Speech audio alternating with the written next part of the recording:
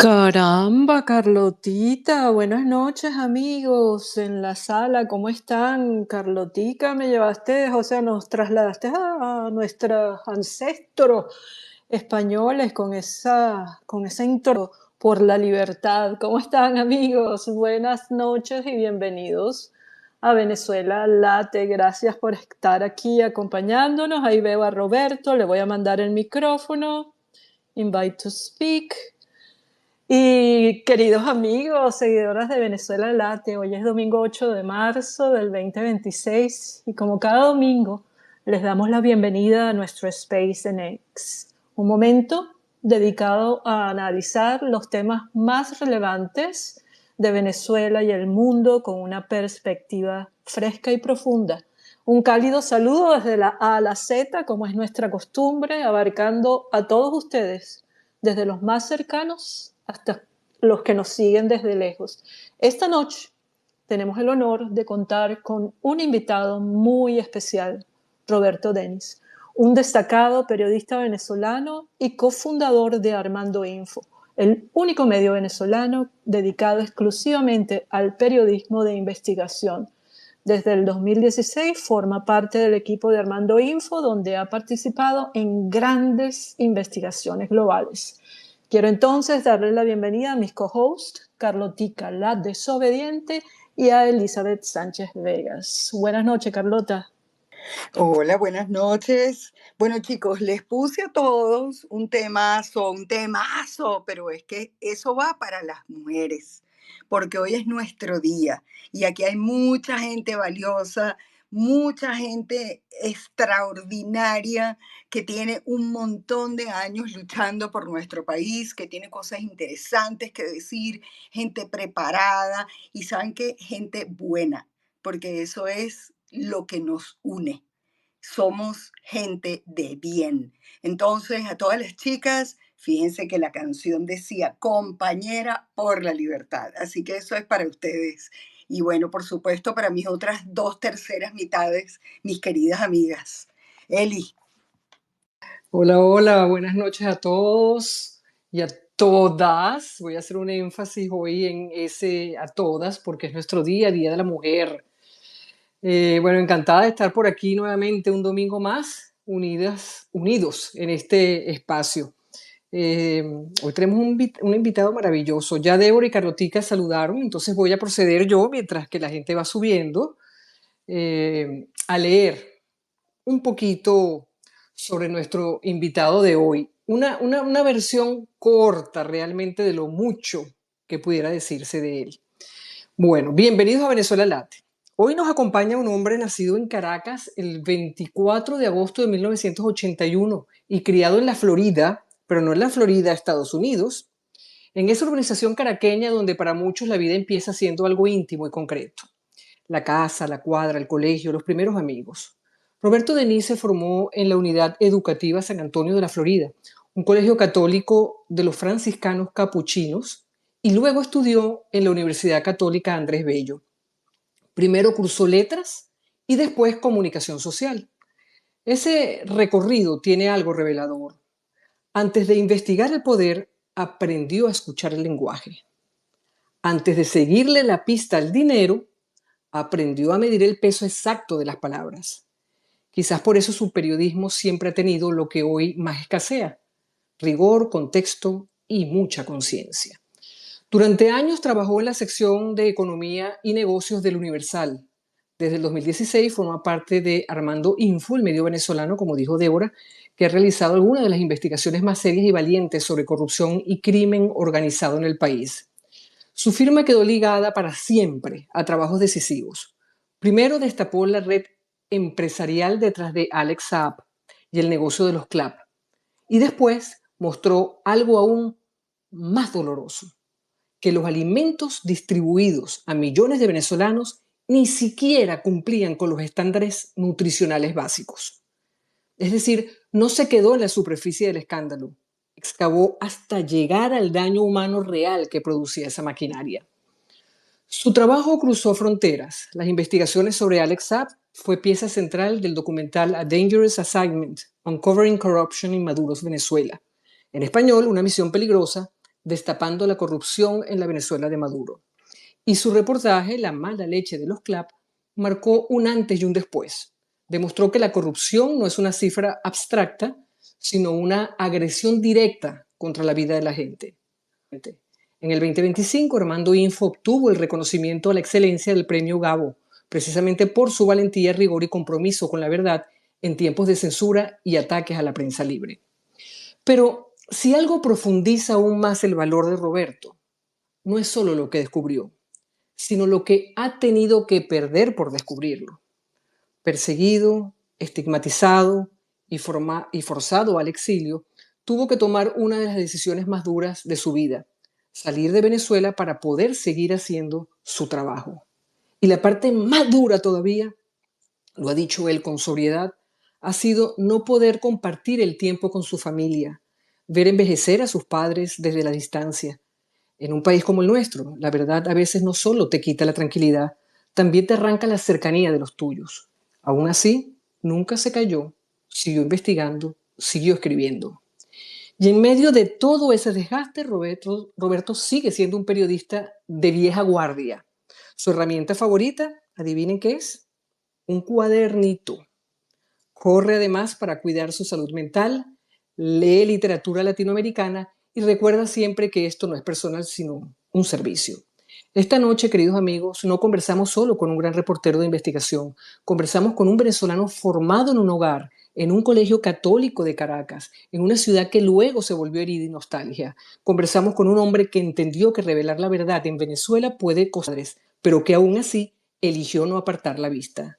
Roberto Denis representa la obstinación moral de quien sigue investigando, aunque investigar tenga consecuencias. Bienvenido, querido Roberto. Ahora sí, tienes la palabra. Adelante. Hola, hola, buenas noches. Nada, un gusto para mí estar con ustedes. Felicidades además por el, por el Día de la Mujer y gracias por, por esas palabras y por esa presentación. Nada, para mí es un gusto estar aquí con ustedes y conversar este rato de domingo con ustedes. Gracias, Roberto. Te habla Débora Sasha.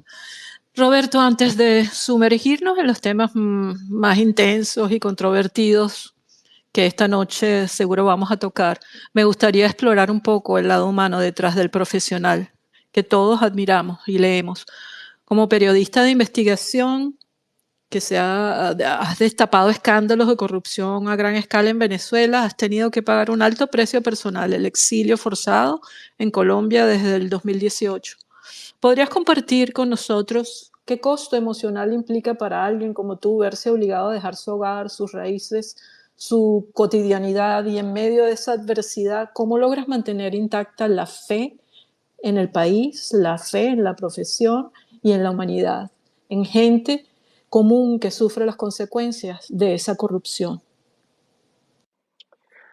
Uy, yo creo que, a ver, yo otras veces, digamos, cuando me han hecho preguntas, digamos, similares, yo siempre, bueno, una de las cosas que digo y lo mencionaban en la presentación, es que yo creo que un primer enfoque es que uno tiene que entender que esto del periodismo y este tipo de periodismo que hago en Armando Info y que hacemos en el equipo de Armando Info de investigación, además en un país como Venezuela, no solo autoritario, sino con los niveles de corrupción que ya todos conocemos, es que esto no es un asunto personal en el sentido de que, bueno, uno tiene que ser consciente de, digamos, por qué es importante lo que uno hace y qué es lo que uno busca con lo que uno hace, ¿no? O sea, yo siempre digo que, bueno, esto no es que uno se levantó una mañana y dijo, déjame investigar a un señor que se llama Alex Saab y ahí empieza a aparecer todo, ¿no? No funciona así, ¿no?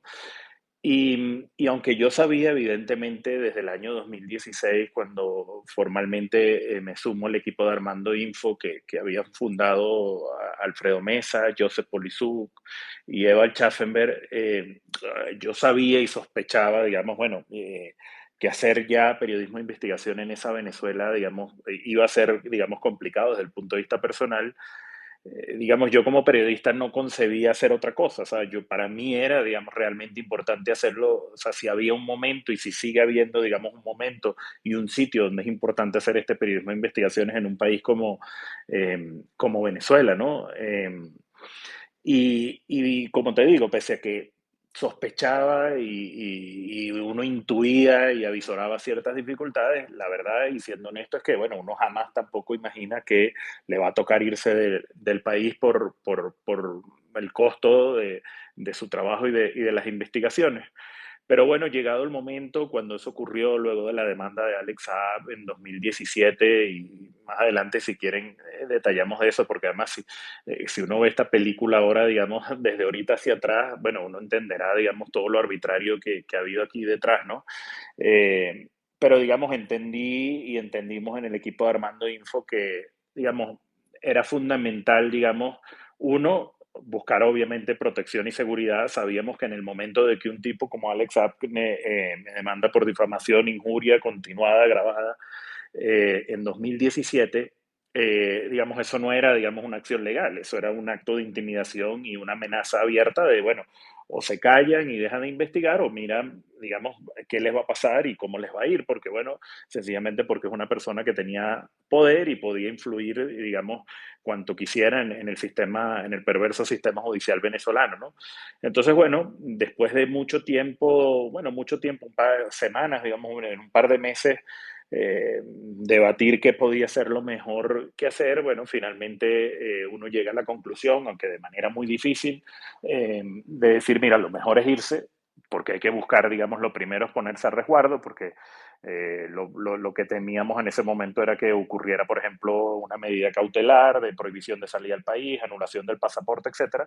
Pero siempre, además, lo que quería y lo que queríamos en el equipo de Armando Info era continuar investigando esta historia y muchas otras más, pero esta historia sobre todo, porque bueno, ya para ese momento teníamos mucha información de quién era este señor, el poder que estaba teniendo en la sombra detrás de Nicolás Maduro, y lo que nos parecía y me parecía en concreto a mí relevante era, bueno, ¿por qué yo no voy a contar esto? O sea, yo a esto hay que contarlo, es mi responsabilidad, es mi deber. Uno como periodista, yo cuestiono a veces ciertas visiones que hay donde, digamos, periodista se es siempre o no se es, ¿sabes? O sea, yo no me puedo levantar el lunes no hago periodismo y déjame el martes sí, y el miércoles miro para otro lado, ¿no? Al menos no es la concepción que yo tengo del periodismo. Y bueno, por eso tomo esa decisión de irme. Al comienzo uno tampoco sabe, digamos, tiene muy claro cuánto tiempo va a ser, uno yo creo que de manera inconsciente le va dando vueltas a la cabeza y tiene ideas de creer, bueno, esto puede ser por unos meses, eh, o uno digamos, como que ese tipo de mensajes yo creo que le llegan a uno desde el inconsciente un poco como para tranquilizarlo, pero la verdad es que desde que salí, yo no he podido regresar a Venezuela desde el año 2018, el 31 de enero de 2018 salí yo de Venezuela. No he regresado, tampoco los tres editores fundadores de Armando Info, que por este caso también fueron, digamos, sufrieron las mismas consecuencias legales. Y no solo eso, sino que después estando en el exilio ya, y por continuar con esta investigación y nuestro trabajo en Armando Info, bueno, han venido otras cosas, porque bueno, después vino una demanda por instigación al odio, por este mismo caso de Alex Saab, y en 2024 el ahora, el flamante defensor del pueblo, ahora en su condición de fiscal, bueno, me fabricó un expediente a mí y a Eval Schaffenberg, editor fundador de Armando Info, supuestamente por extorsión, relacionándonos con el caso de Tarek El Aissami, a quien nosotros durante años hemos investigado y destapamos toda la corrupción esa de PDVSA Cripto.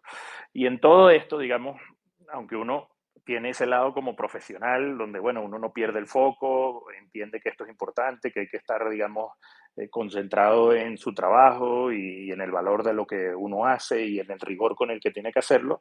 Bueno, evidentemente la parte más difícil es la personal, porque evidentemente, bueno, son muchos años, es desgaste, uno muchas veces, bueno, hablando con uno mismo, uno se cuestiona y se pregunta muchas veces si vale la pena, si valió la pena, digamos, tanto sacrificio, tanto riesgo personal y tanto que uno pierde desde el punto de vista personal, fundamentalmente el tema familiar, por hacer esto, ¿no? Y yo a veces medio en broma, medio en serio digo, bueno, depende del día que me pregunten, tengo una respuesta, ¿no? Pero la verdad es que yo no me arrepiento, creo que hice lo correcto, como digo, era mi deber. Además también digo esto, ¿no? O sea, muchas veces gente cuando conoce la historia y el caso y lo que hemos hecho, lo primero que le dice a uno, wow, qué valientes, qué bravos, y yo no lo veo por ahí, yo siempre lo veo más por el tema de la responsabilidad, ¿no? Era lo que nos tocaba hacer, era lo que tenía que hacer y hacerlo de la mejor manera posible, que es lo que continúo haciendo. Y sí, lo personal es muy difícil, por toda esa carga que supone, digamos, el tema familiar, pero también hay que evitar que eso contamine un poco también el espacio del trabajo de uno, porque entonces ahí sí se puede volver algo, digamos, más hasta dañino y nocivo para uno mismo como persona, ¿no?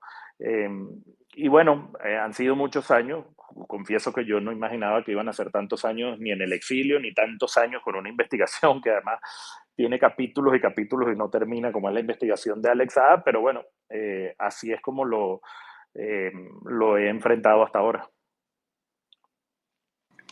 Hola Roberto, soy Carlota. Bienvenido. Me encanta escuchar a una persona que vive y trabaja con propósito. Nosotros respetamos mucho eso. Y fíjate, hace un ratito, revisando las noticias, yo sí voy a entrar aquí en materia de una vez, porque esto me llamó muchísimo la atención. El ABC de España, el diario ABC de España, ofrece para mañana lunes 9 de marzo una información específicamente de Alex Saab y la aerolínea Plus Ultra en relación con los Estados Unidos. ¿Tú tienes información sobre esta nueva bomba? ¿Qué nos puedes decir respecto a eso? No tengo todavía el detalle de esa noticia, vi también la portada del ABC, no he visto todavía el contenido de, de esa noticia. A priori les digo que me llamó la atención porque vi ahí en el sumario que estaba en primera plana del ABC, hablaban de aparentemente el tema de cierta conexión de transferencias o movimientos financieros de Alex Saab que conectan con Plus Ultra, que en sí mismo Plus Ultra es una causa que se está investigando en España. Brevemente, nosotros en su momento investigamos también a Plus Ultra, de hecho fuimos el primer medio que en su momento publicó quién estaba detrás de esa aerolínea y que esa aerolínea conectaba con el régimen venezolano en su momento, más allá que después ha ido cambiando de accionistas socios, pero fuimos los primeros que revelamos esa conexión que tenía Plus Ultra con el régimen venezolano, así que en concreto, digamos, de cómo puede conectarse Alex Saab con Plus para ver exactamente de qué se trata, pero lo que sí es cierto y bueno, eso nos hemos hasta el cansancio, lo hemos probado y lo documentado, es que, digamos, para entender eh, la enorme, la colosal corrupción que ha ocurrido en Venezuela, porque yo creo que a veces bueno, primero la vorágine de información, de escándalos que uno tapa a otro, uno va perdiendo de vista a veces como el contexto, ¿no? Y la magnitud de las cosas, ¿no? Porque un ruido va tapando otro ruido. Eh, digamos, si hay un protagonista estelar y responsable de esa colosal corrupción que se ha vivido en Venezuela, al menos desde la última década, incluso un poco antes, de 2013 en lo adelante, es el señor Alex Saab. El señor Alex Saab, simple y llanamente por decisión de Nicolás Maduro y su esposa Cilia Flores, obtuvo contratos de toda índole y negocios de toda índole sin que nadie auditara, sin que nadie explicara por qué este señor era, digamos, tan apto para tener contratos de construcción de viviendas, suministro de esclavos, venta de oro, venta de petróleo, ¿no? O como si fuera, no sé, no sé, ni de estos empresarios de las grandes tecnológicas mundiales, ¿no? Tienen tanta capacidad como tenía este señor en Venezuela, ¿no? Él abarcaba todo y se encargaba de todo. Bueno, es una de las grandes bisagras para entender y ponerle cifra a la corrupción venezolana. Así que bueno, yo vi, como digo, vi la portada que mencionabas de ABC, estoy esperando para poder ver el contenido y quizás cuando salga ahí puedo tener un poquito más de insumo y más de información.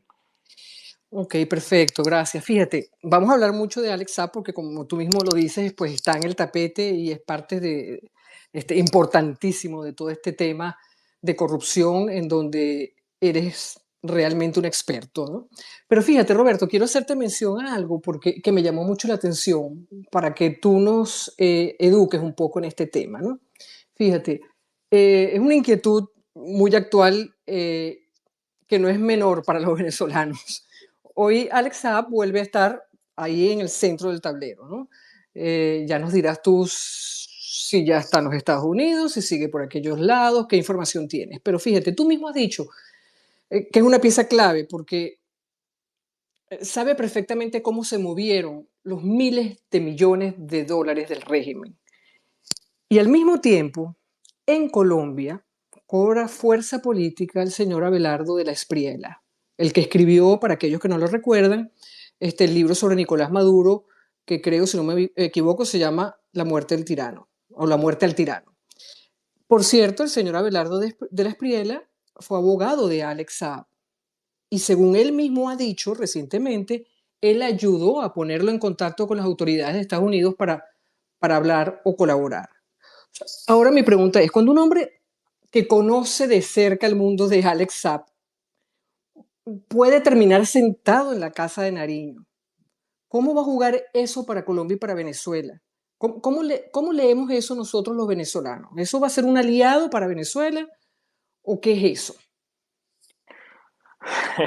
Bueno, es una muy buena pregunta y bueno, tiene varias, obviamente varias aristas que además entre paréntesis, imagino lo saben, hoy hay, digamos, hoy es importante desde el punto de vista político en Colombia porque hay elecciones al Senado y también varias de las consultas internas, digamos, de los partidos y conectan, digamos, de rebote y lateralmente con el ahora candidato Abelardo de las Prielas. Eh, a ver, Alex Saab empezó a hacer los negocios en Venezuela, incluso estaba todavía vivo Chávez, pero Alex Saab es un nombre fundamentalmente de Nicolás Maduro, de Cilia Flores y el entorno familiar de Maduro y Cilia Flores y todo lo que obtuvo en Venezuela. Y si uno atrasa una línea de tiempo y casi que ve desde abril de 2013 cuando Maduro asume el poder en Venezuela, luego de, bueno, todo lo que sabemos, la elección con Enrique Capriles. Pero si uno traza solo una línea de tiempo desde ese abril de 2013 lo adelante, uno va a ver cómo los negocios de Alex Saab no dejaron de crecer, se multiplicaron, negocios de toda índole. Muchos de estos negocios, los primeros eran asignados desde una oficina que se llamaba, un ente del Estado llamado Fundación Pro Patria 2000, que en ese momento lo controlaban hijos y sobrinos de Silvia Flores, gente como Malpica Flores o Walter Jacob Gaviria Flores, hijo de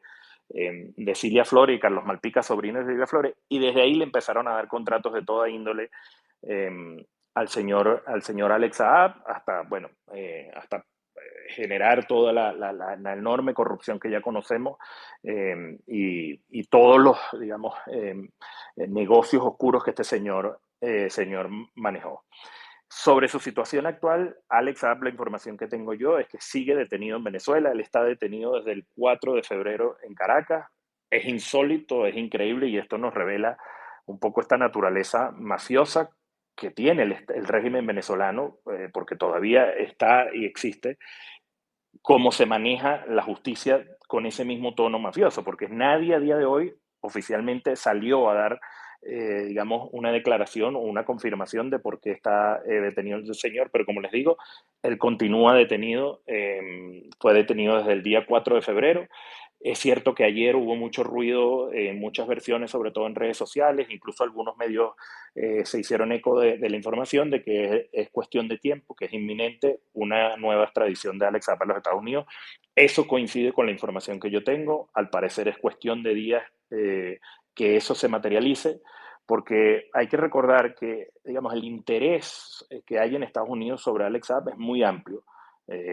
Ahora yo creo que está renovado ese interés porque, bueno, con Maduro y Cilia Flores presos en Estados Unidos, bueno, Alex App puede ser, digamos, la pieza que falta en ese rompecabezas para construir muchas redes financieras, tramas financieras alrededor de corrupción, lavado de dinero y probablemente otro tipo de delitos aún más grandes que están investigando en los Estados Unidos. Entonces, como les digo, hay el interés, persiste el interés y es probable que esa extradición se materialice, como digo, en los próximos días, pero para ello antes debe hacerse público un nuevo indictment, una nueva acusación contra Alex Saab, porque cuando la administración Biden en diciembre de 2023 le da el indulto, el perdón presidencial que provoca su vuelta a Venezuela, en el intercambio aquel con los americanos que estaban presos en Venezuela, incluidos los ex de Citgo, eh, bueno, ese perdón presidencial establecía unas condiciones y básicamente que, digamos, él no podía ser acusado nuevamente por el mismo delito.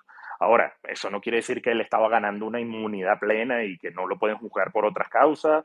Y yo les puedo confirmar, porque lo sé desde hace mucho tiempo, hay varias causas abiertas que no son públicas todavía contra Alex Saab y mucha más gente del régimen, ¿no? Entonces, como digo, eso para lo inmediato sobre su situación, es posible que esa extradición la veamos en los próximos días.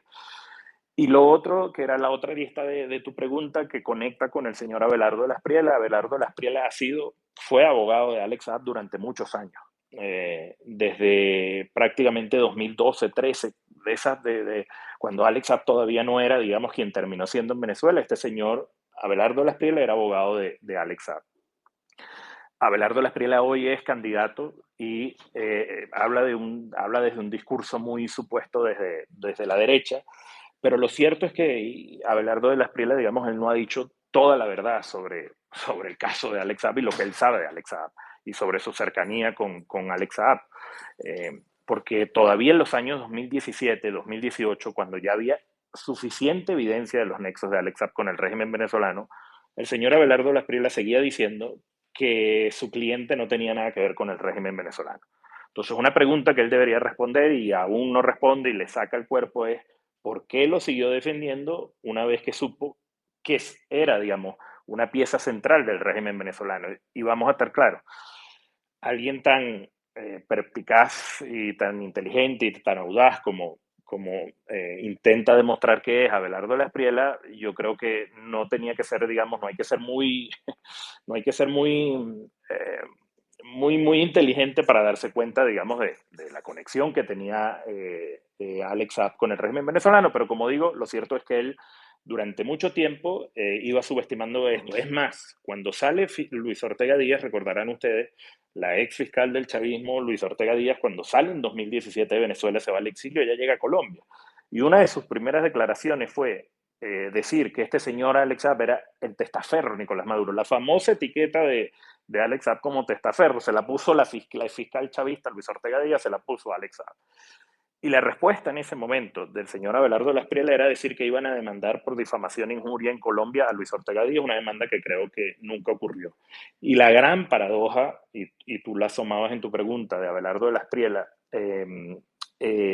digamos, la gran paradoja es que mientras él tenía como de cliente estelar a este señor, bueno, escribía en prensa, hablaba, iba muchísimo al programa de Jaime Bailey, por lo menos, así que recuerde ahora, y básicamente con un discurso que decía que para que el problema de Venezuela se resolviera había que matar a Maduro. Y de hecho él publica un libro que creo que era el que hacía referencia, que se llama Muerte al tirano. Básicamente es para justificar que era legítimo pensar en esa opción en el caso de Nicolás Maduro.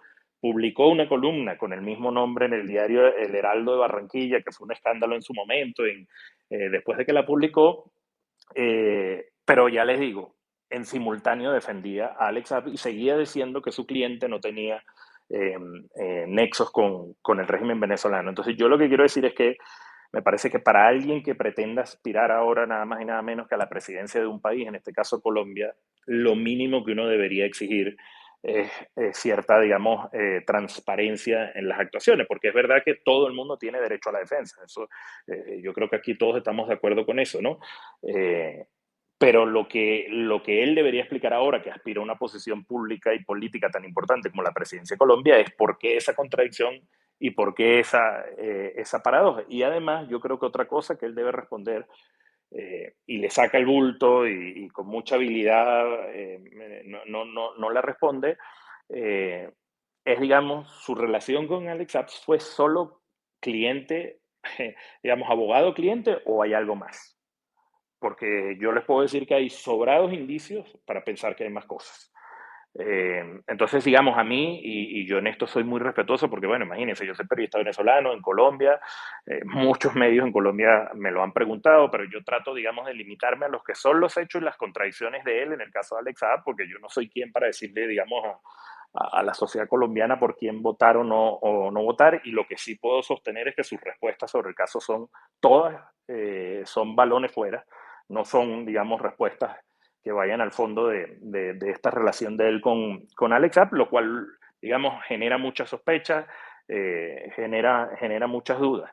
Y digamos, se materializa que él es el presidente de Colombia. Yo creo que es una muy, muy mala señal, porque, ojo, no es solo el caso de Alex Saab. O sea, si uno ve el historial de clientes, aquí en Colombia usan una palabra muchas veces que es abogánster. Bueno, si uno ve el perfil de sus clientes, muchos clientes tienen este perfil del señor Alex Saab. Y muchos clientes además luego lo han denunciado o lo han acusado de que se ha quedado con dinero, etcétera, ¿no? Entonces, yo creo que no le haría nada bien a Colombia, digamos, tener una figura, independientemente del nombre, así como presidente de la República, y si él va a tener o no relación con el régimen venezolano en el supuesto de que sea presidente de Colombia, pues no lo sé. Ahí hay que hacer digamos, hay que esperar, pero sería hacer como algo de aventurarse un poco, porque lo cierto es que uno ve en él que él lo que ha tratado de posicionarse es eso, ¿no? Con un discurso muy, muy radical, de extrema derecha.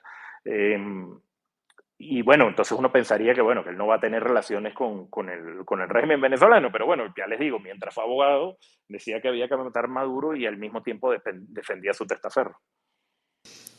Es una cuestión preocupante, ¿no? Y para seguir observando, porque acaba de terminar la reunión aquí de los presidentes, ¿no? Latinoamericanos. eh, y vi una fotografía de él con congresistas, específicamente con María Elvira Salazar y Carlos Jiménez, como una foto con mis buenos amigos, ¿no? En esa conferencia. Seguiremos el caso, pero lo que Sí. Que él además es una persona que explota mucho eso, ¿no? Las fotos con determinados personajes, etcétera, ¿no?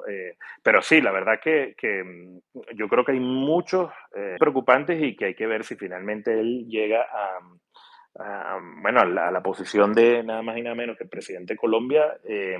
A veces yo hasta me he preguntado si esa no es una estrategia para buscar cierta inmunidad, porque la verdad que uno ve el historial de él y el historial era mucho más de show off en redes sociales más que pensarlo haciendo carrera política, ¿no?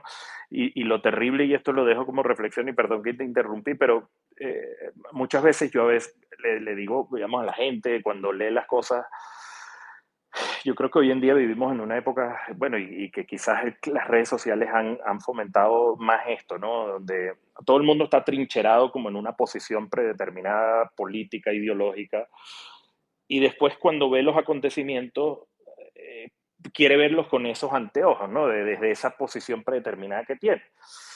Y eso es un error, porque por eso, o sea, a mí a veces me da risa cuando dicen no, que este señor es de derecha, pero bueno, ¿cuál es la derecha? ¿Cuál es el criterio para poner eso? Que habla golpeado, que dice dos o tres cosas.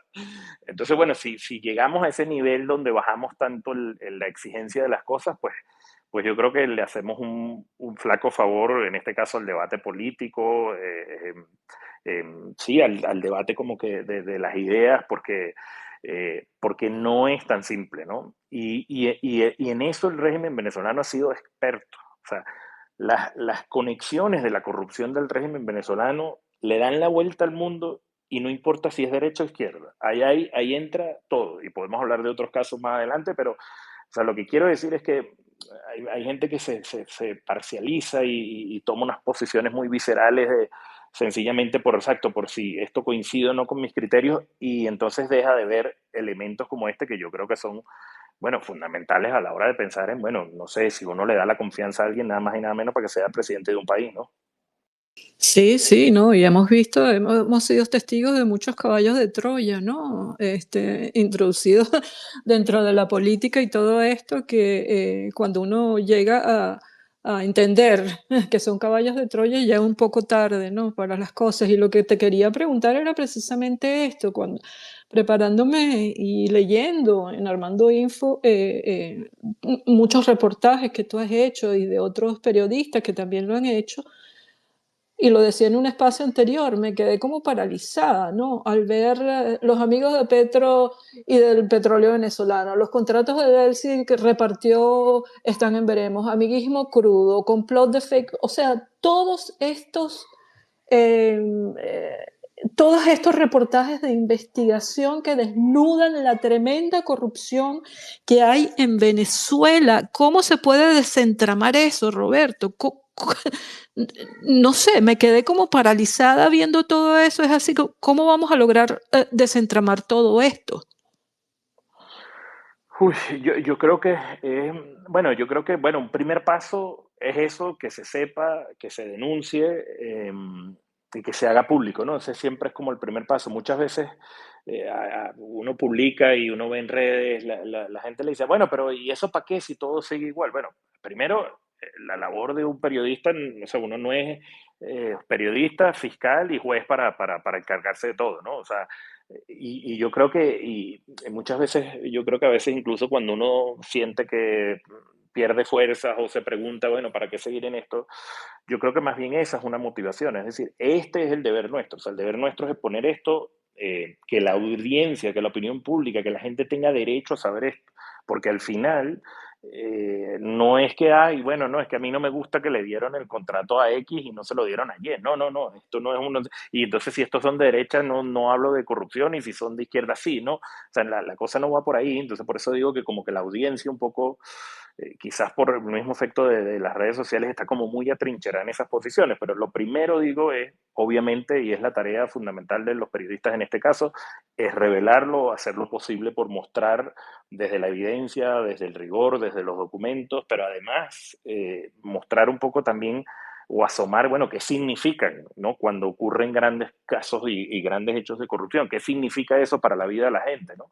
Esa es la gran tarea, digamos, creo yo, que tenemos como periodistas. Ahora, si esto se va a desentramar o no, bueno, mire, la verdad es que yo creo, y quizás ahorita es muy pronto porque lo estamos viviendo, pero yo creo que el desfalco colosal al Estado venezolano, o sea, las dimensiones de la corrupción en Venezuela son algo, creo yo, que no tiene parangón en la historia de la humanidad. O sea, no solo por los montos, es decir, uno ve los montos y ya es una cosa escandalosa. O sea, por ejemplo, el señor Alex Saab, que yo pueda sentarme y demostrarlo y documentárselo a un juez, si fuera necesario, entre 2013 y 2019, 2020, el momento que hasta él lo detienen, solo haciendo ese corte hasta ahí, ese señor manejó en contratos más de 10.000 millones de dólares él solo sin que nadie auditara, sin que nadie vigilara, sin que nadie, digamos, explicara por qué. O sea, solo por poner un ejemplo, pero están los Samar López, están los Raúl Gorrín, están todos esta élite empresarial que surgió a la sombra del poder político en Venezuela. Entonces, yo creo que desentramar todo esto va a ser muy difícil. Esta corrupción colosal está asociada a varias cosas en Venezuela. Una, que al final era un incentivo para mantener también el poder. O sea, el régimen venezolano no es solo un régimen que se convirtió en un régimen autoritario, violador de derechos humanos y lo que ya yo creo que el mundo entero conoce, ¿no? Es un régimen que también tiene un fuerte componente y características de un régimen cleptocrático al estilo Rusia. Entonces uno ve, bueno, era alrededor de Maduro y Cilia estaban Alex Saab o el panameño Ramón Carretero Napolitano, que es como el otro Alex Saab de la familia Maduro Flores, pero es que Delcy Rodríguez y Jorge Rodríguez tienen a los hermanos Khalil, tienen a Jorge Jiménez, que es el presidente de la Federación Venezolana de Fútbol, que hacen similares o el mismo tipo de trabajo. Lo mismo era la ISAMI, bueno, cuando estalla el caso de, de PDVSA Cripto. Es decir, es una órbita digamos, es un elenco yo no sé qué nombre, empresarios, operadores financieros, testaferros, no sé qué ponerle, es un elenco de este tipo de personajes que está orbitando alrededor de estas figuras políticas y están básicamente peleando por lo mismo, que es el control financiero del país. Eh, y entonces, cuando uno ve la película completa en todos estos años de chavismo, bueno, primero, como digo, el defalco es colosal. O sea, imaginemos si nos vamos al tiempo de Chávez, pensemos Cadivi. ¿Qué fue Cadivi en su momento? Cadivi fue, digamos, o sea, la forma, digamos, yo no sé, o sea, y además era legal, porque Cadivi era un organismo legal creado, pero ¿qué fue Cadivi? Cadivi fue un vaciamiento de divisas y una fuga de divisas masiva de Venezuela al exterior que terminaron en cuentas en paraísos fiscales y en no sé, mansiones en Miami o en otro sitio, ¿no? Entonces, bueno, lo primero es tener conciencia de eso. Lo segundo es entender por qué, digamos, esto es así y por eso creo que hay que entender esta naturaleza que sigue teniendo el régimen hoy en día. Eso no ha cambiado por el hecho de que no esté ya Nicolás Maduro en el poder. Eso no ha cambiado ni cambia de la noche a la mañana. Y después hay que ver, ¿no? O sea, es decir, desde el punto de vista institucional, el Estado venezolano, en lo que tiene que ver, digamos, lucha contra la corrupción, ha sido completamente desmantelado estos años, ¿no? Entonces, bueno, eventualmente, en algún momento, Venezuela tendrá que reconstruir eso, porque, digamos, ni hay fiscales independientes y si los hay no se atreven a investigar porque saben que van a tener consecuencias políticas y judiciales sobre ellos. Hay que crear, digamos, toda una nueva institucionalidad, digamos, de lo que son las contrataciones con el Estado. Esto mismo que estaba haciendo Delcy Rodríguez hasta hace nada que mencionabas en la pregunta, de los CPP, que son los contratos de participación productiva que ella como ministra de Petróleo estaba repartiendo hasta hace nada desde PDVSA como ministra de Petróleo. O sea, si uno ve eso es un horror. O sea, ahí se le ha dado contratos a empresarios amigos al correísmo, a empresarios amigos de Petro, pero bueno, también al magnate petrolero americano Harry Sargent. Pero lo que quiero decir es que no se explica, digamos, por qué son esas las personas escogidas, si esas empresas o personas escogidas tienen el músculo financiero para hacerse cargo, por ejemplo, de la explotación de petróleo en Venezuela. No, sino es que hay un desmantelamiento tal que, bueno, literalmente cosas tan trascendentales como nada más y nada menos que de quién va a explotar el petróleo en Venezuela se resuelven a dedo y sin que nadie tenga mayor, digamos, forma de controlarlo, ¿no? Entonces, evidentemente, ojalá esto se pueda cambiar algún día. Yo creo que esto toma mucho tiempo. Hay una cultura también, digamos, que se ha fomentado de los empresarios, digamos, de esta suerte de este tipo de personajes parasitando alrededor de estas figuras para sacar provecho del Estado venezolano, que bueno, que también ha sido completamente nocivo y dañino, pero como les digo, o sea, si uno pudiera, digamos, ponerle una cifra a la corrupción venezolana de casi 3 décadas en el poder, bueno, yo creo que el resultado sería una suma que es mayor a al tamaño del PIB de muchos países del mundo. O sea, es un escándalo, o sea, es algo colosal. O sea, es difícil ponerle un número, pero es algo colosal. Roberto, mirando, haciendo un poquito de proyección hacia el futuro y hacia el futuro que deseamos. María Corina ha dicho muchas veces que la única forma de salir de, bueno, en parte de lo que estás comentando tú, ¿no? Es todos, o sea, todos juntos y hacer planes y un país para todos. Entonces, desde esto que tú estás comentando y tu visión como investigador, metido en las entrañas de todo en maraña de cables, en qué obstáculos concretos crees tú que se deberían atender en los para poder comenzar a retomar el control del país? ¿Cómo lo ves? Uy, es difícil porque, bueno, ahí uno entra, habría que entrar de lleno en el asunto político y en lo que está ocurriendo en Venezuela, sobre todo a partir del 3 de enero, ¿no? Eh, yo de momento, si uno ve la fotografía y a veces yo echo broma con esto y me repito, no lo voy a decir, no lo voy a decir y lo termino diciendo, yo suelo ser muy pesimista, no sé si es que el oficio me ha hecho, me ha hecho más pesimista de lo que era. Siempre he sido como una persona un poco pesimista, pero creo que el oficio y enfrentarse a todo esto me ha hecho un poquito más pesimista, ¿no? Yo siento que, digamos, el país, digamos, yo creo que está en una gran oportunidad, sin lugar a dudas, de que realmente hay un cambio. Eh, y cuando digo un cambio, no es solo un cambio político, como ya la sociedad venezolana se ha cansado de demostrar que quiere, y la muestra más reciente fue el 28 de julio de 2024. Eh, y si hay algo que me preocupa de lo que estamos viviendo ahora, es que probablemente podemos entrar a un escenario en que el status quo es el que estamos viendo, ¿no? Bueno, los Rodríguez, Delcy Rodríguez está al mando como presidenta encargada, y bueno, el tema de la estabilización, lo que se ha llamado como esa estabilización, bueno, ¿cuánto puede durar esa estabilización? Eso puede durar mucho tiempo. Y al final, esto puede ser una forma de alargar la vida del régimen, perpetuar la vida del régimen, incluso pensando en esto desde el punto de vista de la corrupción, bueno, terminar tapando y digamos, escondiendo muchas de estas cosas, más allá de que ahora bajo esta evidente vigilancia que hay de Estados Unidos, bueno, tendrán que, bueno, administrar y moverse de otra manera, ¿no? Entonces yo, digamos, yo creo que para que eso ocurra, tiene que haber primero un cambio político, una verdadera transición política hacia la democracia, eh, pero que además haga, digamos, legítimos a quienes tomen las decisiones. O sea, Delcy Rodríguez, o sea, veamos lo que pasó, por ejemplo, con la reforma de la ley de hidrocarburos express que se aprobó en la Asamblea Nacional a finales de enero.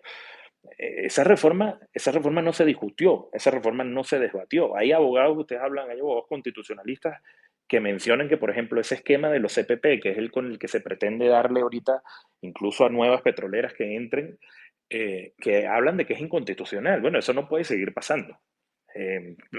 Porque haya la urgencia de los Estados Unidos o porque digamos, este momento de vigilancia de los Estados Unidos. Y la única forma de que eso no pase, creo yo, es con que, bueno, el gobierno que termine negociando con el gobierno de los Estados Unidos sea un gobierno verdaderamente electo por los venezolanos, que tenga legitimidad y que tenga, digamos, ese respaldo para, bueno, tomar las decisiones que sean necesarias. Entonces yo diría que a mí, digamos, si hay algo que me preocupa de este momento, es que yo no tengo la menor duda y basta ver, por ejemplo, no sé si los han visto los escritos que ha publicado recientemente Francisco Ameliach del PSUV en varias de sus redes sociales, de sus plataformas, que como dando la visión, digamos, de ese sector descontento del PSUV con lo que está pasando, digamos, a raíz del 3 de enero, pero también cuál es la justificación, ¿no?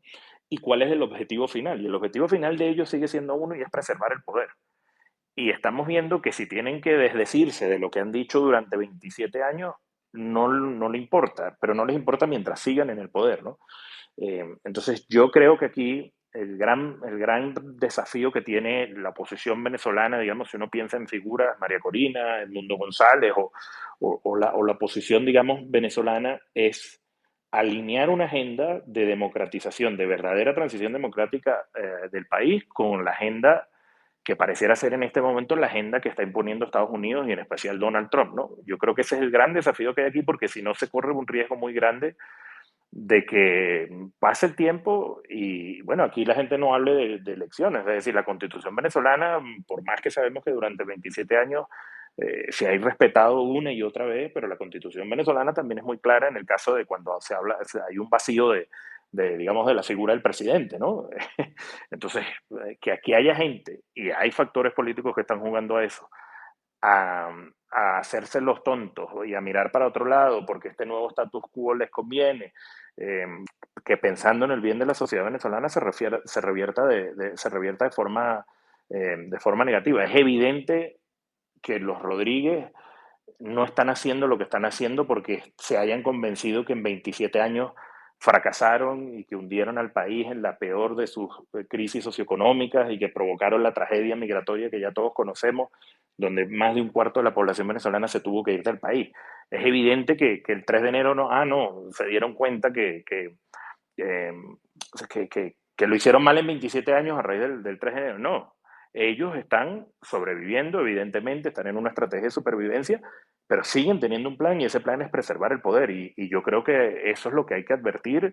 Y yo creo que eso, bueno, y ahí yo no quiero cruzar esa raya porque, bueno, no me corresponde a mí, yo no soy dirigente político, no soy activista, pero creo que ese sería, digamos, pensando en tu pregunta, el gran desafío que tiene el país en los próximos meses es ese. Avanzar verdaderamente en que, bueno, lo que ya vimos que pasó el 3 de enero termine conduciendo a una transición democrática que yo todavía no la veo en el horizonte, lamentablemente. Roberto, en cuanto a eso, vamos a poner, estamos hablando de lo que nos corresponde en Venezuela, ¿no? Hacer, y los venezolanos.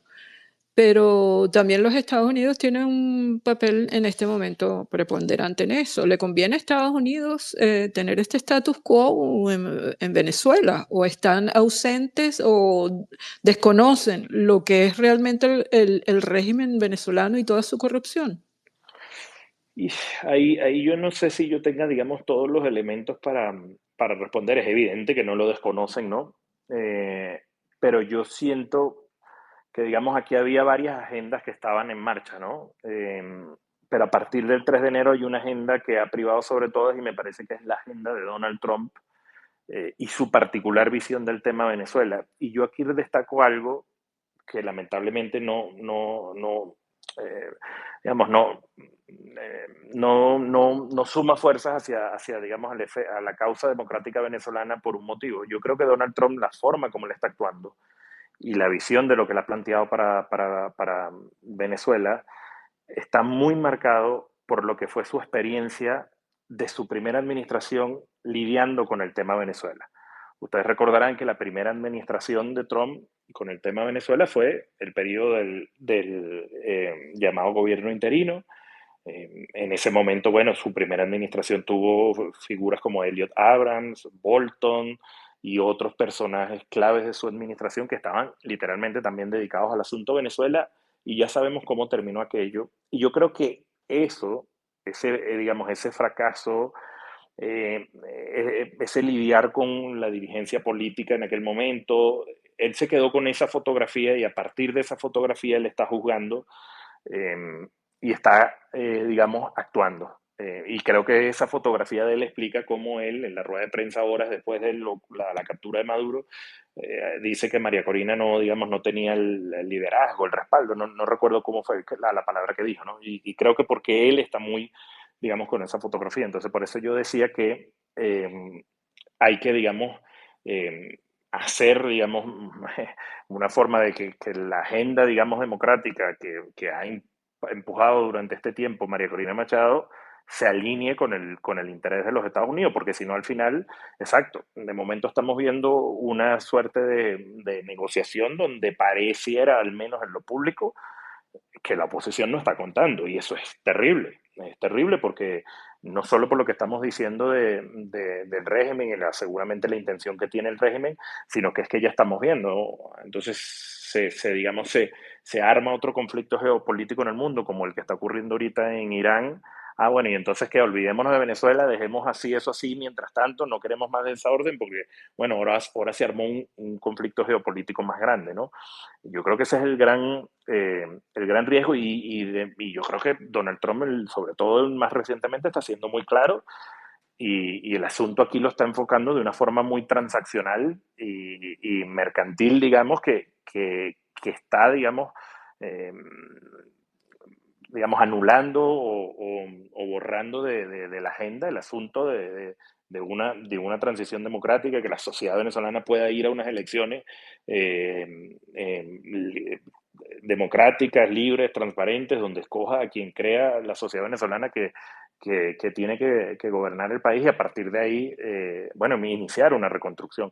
Eh, entonces, claro, al final Donald Trump, digamos, es presidente de los Estados Unidos y él vela fundamentalmente por el interés geopolítico, por los intereses de Estados Unidos. Entonces, bueno, si en determinado momento esos intereses no cuadran con el interés de la oposición democrática, evidentemente hay un gran desafío. Y yo creo que esa ha sido lamentablemente también una de las, yo creo que de las crisis y de las,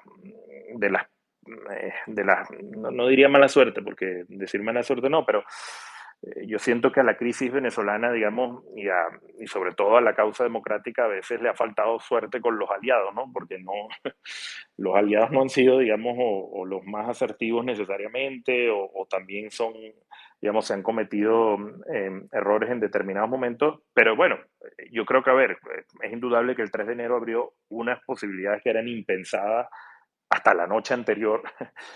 Y yo creo que ahí es donde es la tarea, digamos, de la fuerza democrática venezolana. Tiene que mostrarse y tiene que, digamos, a partir de ese nuevo escenario, tiene que actuar, creo yo. Fíjate, Roberto, que yo hoy en un artículo que escribí, bueno, que compartí con nuestros amigos por ahí, ¿no? Que se llama, dice, no se puede parir una patria antes de tiempo, ¿no? Definitivamente María Corina, este, como puse al principio, como puse, inicié el artículo así, lleva esta libertad como quien lleva un embarazo de alto riesgo, ¿no? Todo el mundo alrededor, tú sabes, gritando que apure el parto, que ya es hora y bueno, realmente no la tiene chiquita nuestra líder, ¿no? Pero, fácil, mejor dicho. Déjame hacerte una pregunta porque creo que Débora le quiere dar la oportunidad a la sala, que estoy segura que quieren hacerte preguntas, pero fíjate, ¿hay alguna historia y que sientes que aún no ha sido contada en toda su dimensión, pero que se podría contar y debería ser contada? Eh, eh,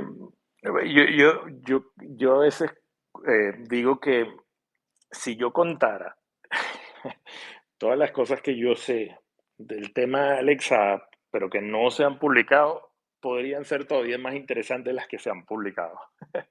Solo pensando en el tema de Alexa, yo diría que como periodista que empezó a trabajar en su momento ya en la Venezuela de Chávez, que ya era un tipo hostil a los medios, donde ya era evidente que le iba a ir mal a los medios, como en efecto pasó, y para la libertad de expresión, digamos, yo creo que a mí lo que me gustaría como periodista, más que es una historia, digamos, es que, digamos, ser un periodista que trabaja en otro contexto, y ojalá que ese contexto sea el contexto de una Venezuela, digamos, democrática, que esto no quiere decir que no tendrá problemas y no quiere decir que todo se arreglará de la noche a la mañana y que no tendrá tampoco, y que no habrá corrupción y que todo será impoluto, ¿no? Pero yo siento y digo esto porque a veces cuando uno participa en eventos con otros colegas de la región sí, fundamentalmente otros países de Latinoamérica, eh, uno, ¿sabes? Uno hace el ejercicio de comparar, ¿no? Y es verdad, en todos los países hay problemas, etcétera, pero por ejemplo, o sea, para mí como pues, periodista venezolano que ha tenido que enfrentarse a un régimen como este haciendo periodismo, ver que hay otros colegas latinoamericanos que tienen algo que llaman el derecho de petición o derecho de transparencia, que es casi que solicitarle por ejemplo, el presidente de la República, la oficina del presidente, de un ministro, determinar rendición de cuentas y que por ley ese funcionario está obligado a hacerlo en una semana, en 15 días, es una cosa que yo digo, pero ¿por qué se quejan? Mira ustedes lo que tienen.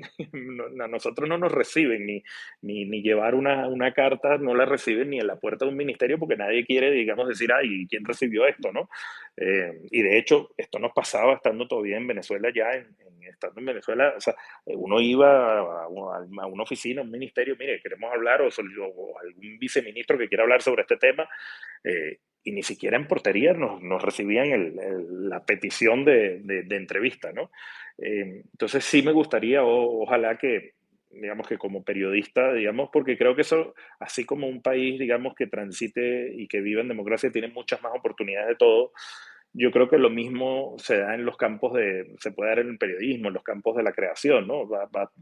Porque al final, todos estos años cubriendo tanta corrupción, claro, al final uno dice, bueno, es que ese es el foco, ¿no? O sea, esto hay que contarlo, como esto no se va a saber, esto hay que decirlo, ¿no? Pero que el contexto fuera diferente, ojalá eso fuera posible. Bueno, voy a dar apertura a la sala con las preguntas y bueno, estos caballeros, José y Criti, por supuesto me van a permitir darle la palabra primero a Vanessa. Vanesita, buenas noches, ¿cómo estás? Te cedo el micrófono, haz tu pregunta. Parece que no está. José, adelante. Gracias, señora Débora, Elizabeth, desobediente, bueno, y todas las damas, feliz día a las que están presentes y a todos buenas noches de la A a la Z. Roberto, buenas noches, encantadísimo de escucharte. Fíjate algo, yo voy por la misma línea de la última pregunta que te dijo Elizabeth. Fíjate bien, sabemos nosotros hoy en día que oposición como oposición, verdaderamente no toda, pero está muy fracturada, debido a que muchos de ellos, pues, inclusive los llaman alacranes, alacranes, han traicionado a la democracia, vamos a decir, al país y a nosotros como ciudadanos, no, muchos de ellos no, nos traicionaron, ¿no? Ahora, siendo tú un periodista, como todos lo sabemos, muy acucioso en la parte de investigación, ¿quiénes de todos estos ratacranes o alacranes, yo le digo ratacranes, pero alacranes, han estado metidos en toda esta maraña de corrupción que verdaderamente nos ha llevado hasta donde hemos llegado, ¿no? Hasta donde hemos llegado. Yo me imagino que tú has hecho, dentro de toda tu historial de investigación, también están muchos de ellos, si tienes algo de eso. Gracias por la oportunidad, señora Débora, Elizabeth, desobediente. Gracias, Roberto, por estar acá con nosotros. Buenas noches. Bueno, a ver, yo mencionaría, nosotros hemos publicado trabajos en Armando Info que, digamos, dibujan eso que usted escribía en su pregunta, ¿no?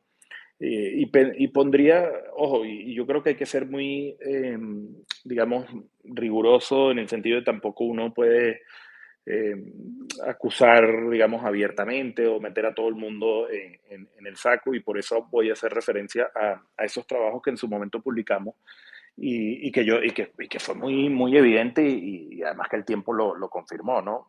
Yo en 2019 recibí una información en su momento que me decían, mira, Alex Saab está comprando diputados de la oposición venezolana. Entonces, bueno, se podrán imaginar que después de años investigando a Alex Saab, más todos sus negocios, etcétera, cuando a mí me dicen eso, yo digo, al comienzo casi que hasta me costaba darle credibilidad al asunto, ¿no? Y cuando al final la tarea de uno es esa, es corroborar, buscar, ver si en efecto eso estaba ocurriendo, bueno, lo que se descubrió, la verdad que fue tremendo, y fue todos aquellos diputados que encabezaba este señor llamado Luis Parra, José Brito, estaba Chaín Bucarán, bueno, estaban varios ahí, ojo, que eran de varios partidos, digamos, de los partidos que ocupaban la Asamblea de 2015 y que eran los que apoyaban a Juan Guaidó.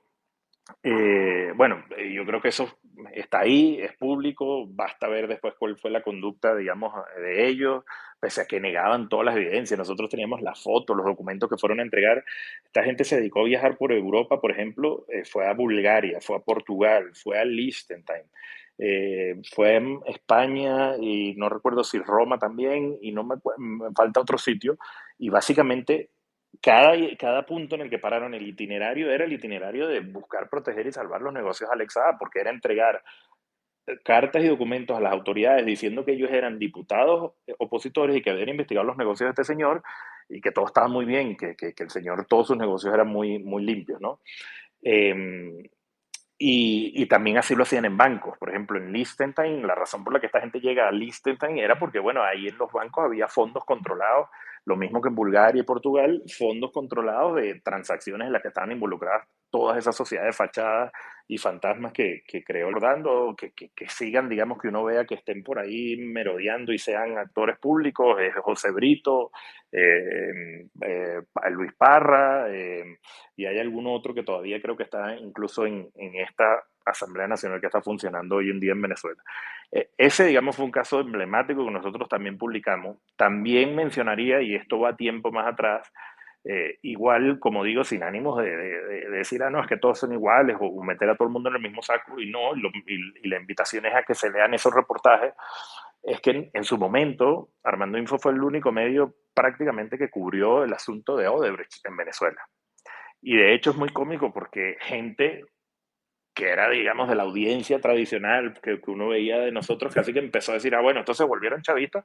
Bueno, porque sencillamente estábamos diciendo que había gente de la oposición que también recibió fondos de Odebrecht, de la campaña de Odebrecht. Y al final era muy lógico que así fuera en el sentido de que si uno ve cómo funcionó Odebrecht en toda América Latina, básicamente era igual, le daba plata a tirios y a troyanos, porque al final le convenía, si estaba o no estaba en el poder, que los políticos que estos políticos, digamos, cuando lleguen al poder favorecieran sus negocios. Y ahí, bueno, un caso emblemático fue que en su momento publicamos y fue que la campaña de Capriles en su momento recibió fondos de, de Odebrecht, pero no fue el único, digamos, de la oposición en su momento.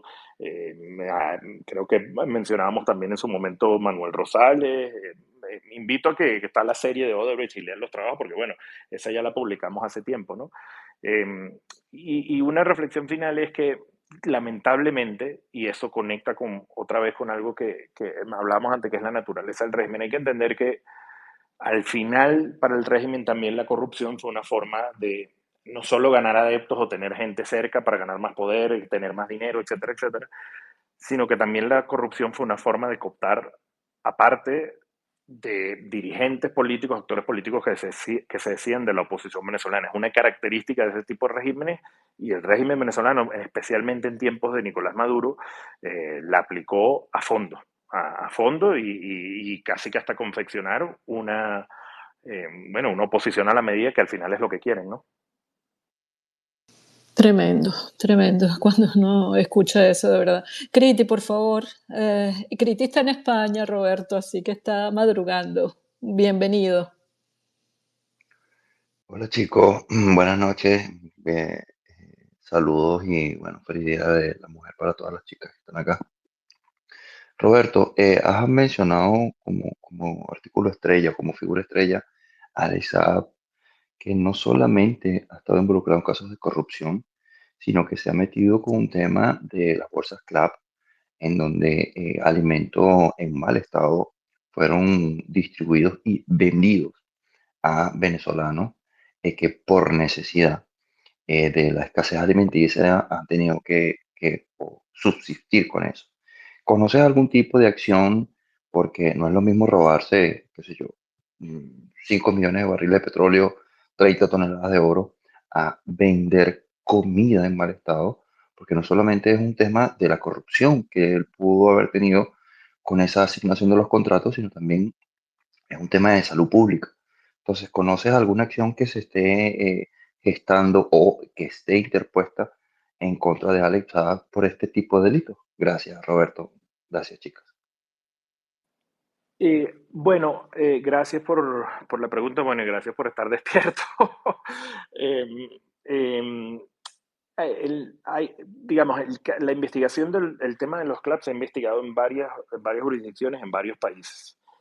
El primer país donde se investigó después de las publicaciones nuestras, donde hablamos de no solo era que el tema de mal estado, porque mal estado es una cosa que tiene que ver con, bueno, mala logística, mal almacenamiento, que eso ya igual es gravísimo, porque como bien usted decía, es salud pública, pero es que además los alimentos que compraron en México, ustedes recordarán que cuando comienza el programa de los CLAP, el primer país, digamos, a donde esta gente fue a comprar alimentos fue justamente México, que aquí les hago una infidencia. Ese para mí como periodista en su momento, en la redacción de Armando Info, fue, digamos, era ya como un indicio de, mira, aquí hay que investigar algo, porque ustedes recordarán que ese era el gobierno de Peña Nieto en México, que era un gobierno que políticamente era nada que ver con Venezuela, que además su canciller, ay, se me escapa el nombre ahorita del canciller de ese momento, era muy crítico a Venezuela, y uno decía, bueno, pero ¿y cómo es que se están yendo a México a comprar, a gastar cientos de millones de dólares en alimentos allá, ¿no?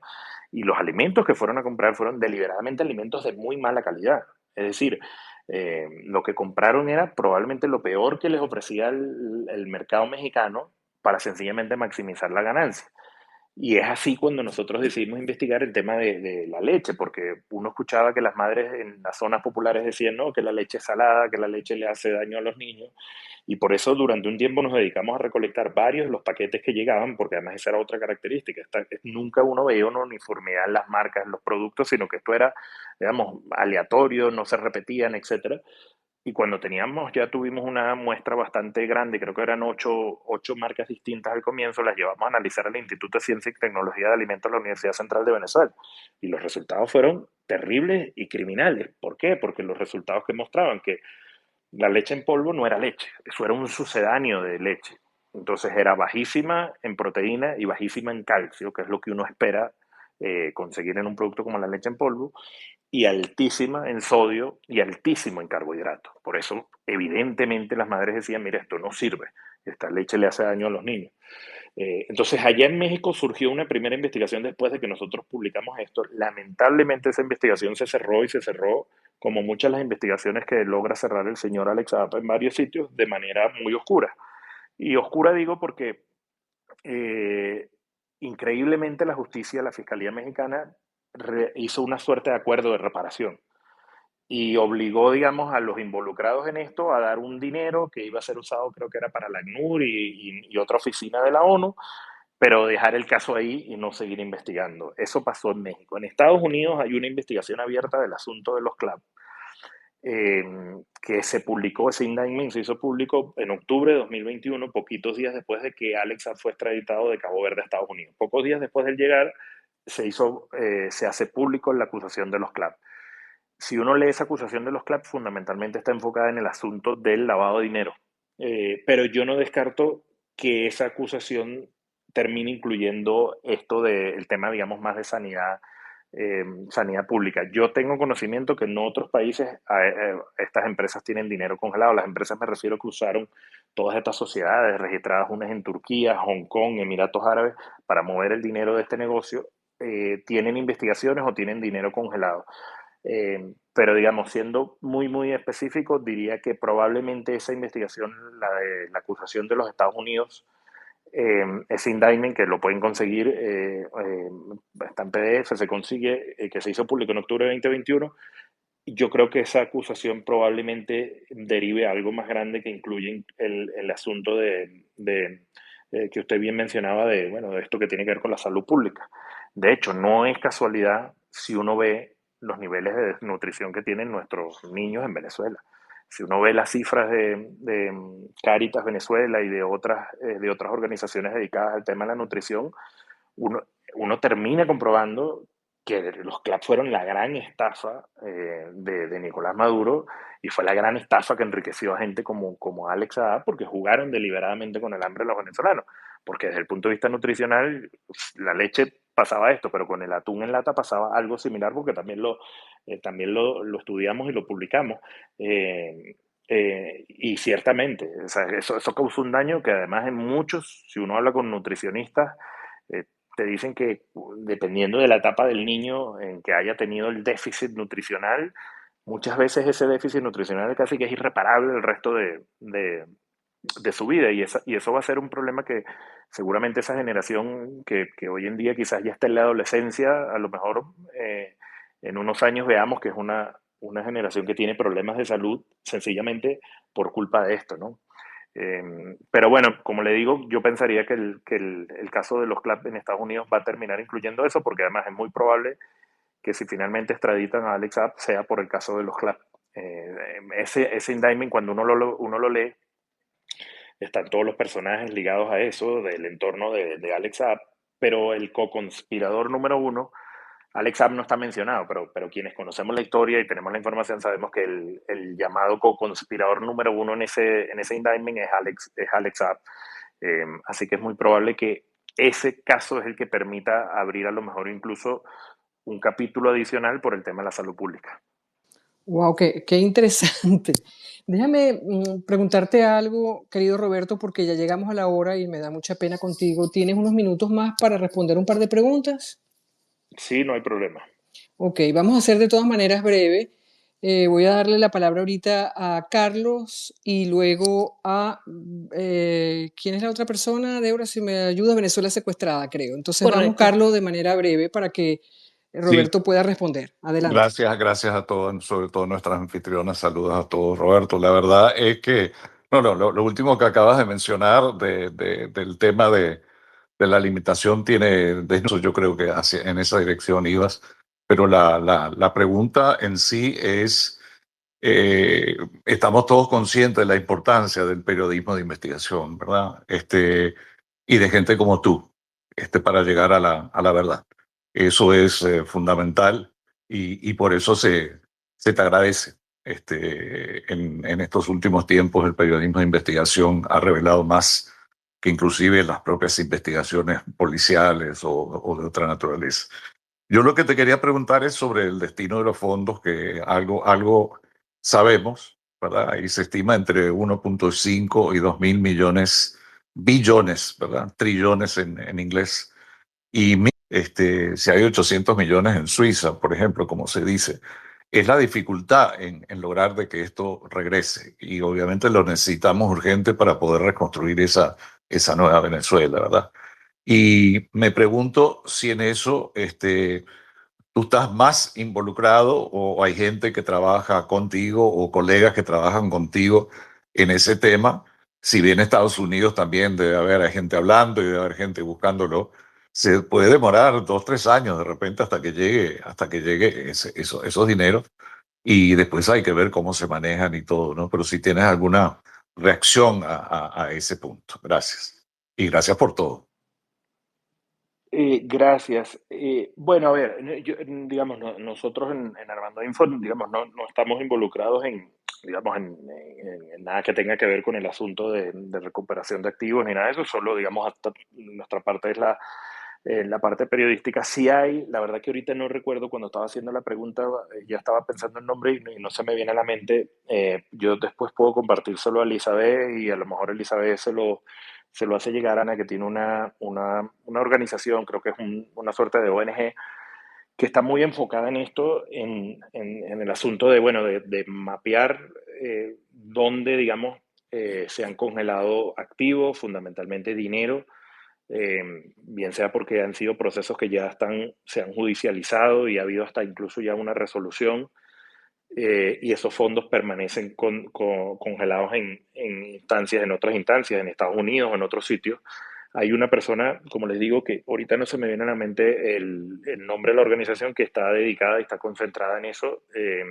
Se los puedo pasar porque incluso tiene una página web donde hay información que me parece que es muy útil, porque se ha dedicado a recoger esto. Yo ahí, digamos, un poco la experiencia viendo algunos casos, a veces yo creo que mucho de este dinero lamentablemente no se va a recuperar, eh, porque después este tipo de personajes tiene una característica, ¿no? Y es que cuando se abren casos y se judicializan y se abren los procesos legales, bueno, contratan a los mejores abogados y a los más caros posibles, y son gente que termina, digamos, logrando siempre recuperar activos o pactar con las autoridades, por lo menos de Estados Unidos, y sí, entregan unos activos, pero les dejan otros.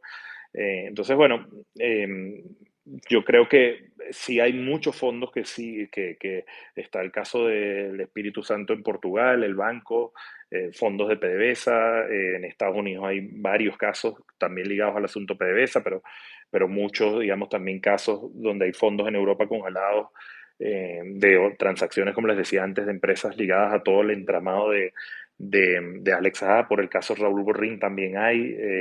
Digamos, yo creo que es mucho dinero. Ahora, yo no sé si efectivamente todo eso, digamos, va a ser un dinero que en determinado momento la República podrá recuperar, porque, bueno, porque creo que esto necesita una parte fundamental y es una parte política, ¿no? Entonces, si no hay digamos, exacto, un gobierno legítimo que también despliegue, digamos, unos equipos y unos enlaces, digamos, de políticos para que, digamos, pueda hacer las gestiones necesarias según el ordenamiento jurídico de cada país para tratar de recuperar esos fondos, pues se hace más difícil. Y evidentemente el chavismo y el régimen jamás les ha interesado nada de eso, sino al contrario. Hay muchos de esos casos donde prefieren que hasta la plata se pierda con tal de que no se sepa nada. Oye, agradeceríamos muchísimo que nos indicara cuál es la página, después se Sí, la mandas a Sí, Eli para sí, compartirla, ¿no? lo voy a hacer. gracias. Yo lo voy a hacer y Gracias. se lo comparto a Elizabeth. Y Tú bueno, sabes, no, quedo pensando que muchas veces la gente, que no es el caso de Carlos, ¿no? Pero muchas veces la gente cree que cuando un periodista, ¿sabes? Reúne documentos, nombres, vínculos, pruebas de una investigación, son como que tienen la obligación de llevarlos a la fiscalía, ¿no? Y obviamente es un trabajo, el trabajo periodístico no es actuar como un policía ni como un juez, ¿no? Sino poner la verdad documentada en esos espacios públicos, en este caso pues, sabes, en lugares donde uno puede accesar cierta información. Sí, y por cierto, perdón que no lo dije antes, la gente de Transparencia Venezuela también ha documentado y ellos también creo que como organización Transparencia creo que ha intentado algunos procesos, digamos, legales en distintos países para justamente eso, ¿no? Que indicar que, bueno, mire, este es un dinero que si está congelado, lo ideal es que vuelva digamos, a la República en determinado momento. Y creo recordar que ellos manejaban una cifra que solo mirando los procesos judiciales que están abiertos en Estados Unidos, creo que la cifra llegaba a algo así, es más, no quiero decirlo, pero eran más de 20, 30 mil millones de dólares.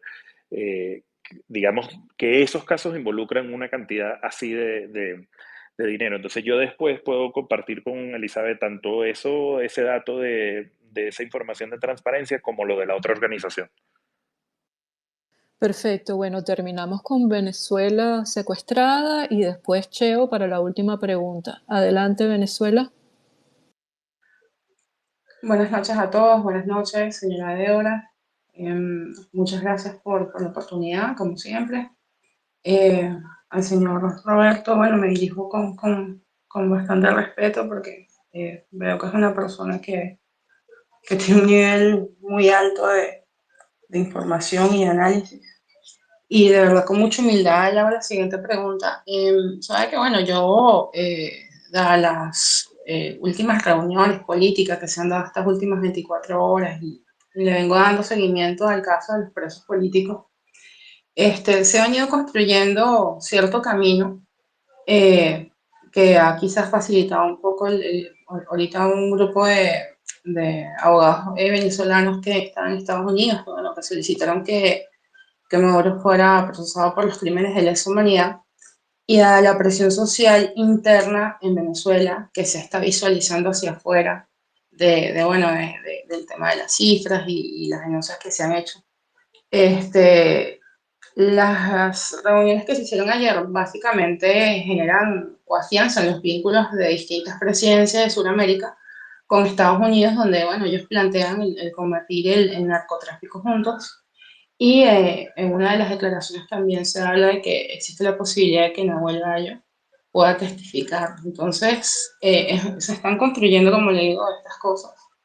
Y si existiese la posibilidad de que en las próximas semanas, quizás, o en los próximos meses, se dé una apertura de que se procesen los crímenes de lesa humanidad, eh, ¿qué repercusión tendría esto? Obviamente, dado todo el escenario que estamos transitando internamente en el país en cuanto a el poder político que tenemos en este momento, o sea, que se gestionen los crímenes, que se empiecen a hacer investigaciones, que quizás manden un cuerpo de investigación internacional. ¿Qué repercusiones tendría en el órgano político que tenemos internamente ahora, bueno, Delcy, que está conformado por Delcy?